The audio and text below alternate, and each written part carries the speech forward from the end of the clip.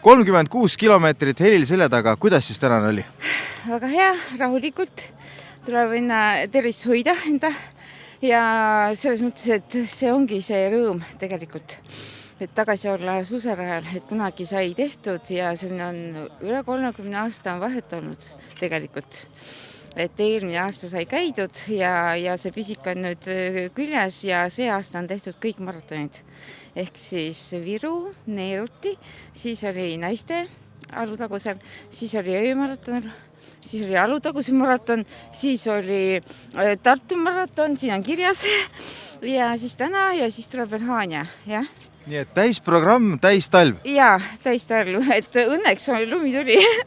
Kuigi sai kõik lipud-labud ära ostetud juba novembri lõpus. See tähendab seda, et siis oli ju must maa. Et ma ei teadnud, kas lumi tuleb. Aga tuli, selles mõttes võib rahul olla. Võib rahul olla, et õnneks on käed-jalad on korras ja töötavad ka ilusti ja tervis on see. Ja tervist oled hoidnud, haigeks pole jäänud. Mis see võlunipp on? Kas saun peale maratoni? Jaa, kindlasti saun ja see, et iga päev on vaja teha. Iga päev.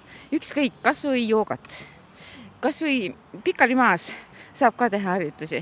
Et mina tegelikult olengi niimoodi uuesti alustanud pikali maas, kuna ma ei saanud jooksmas käia ja siis taastusin ja nüüd ma olen siin.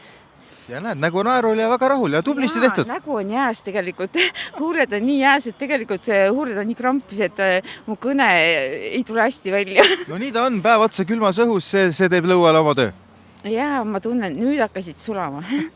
Igal juhul tubli ja jõudu jaksu. Aitäh. Suur tänu.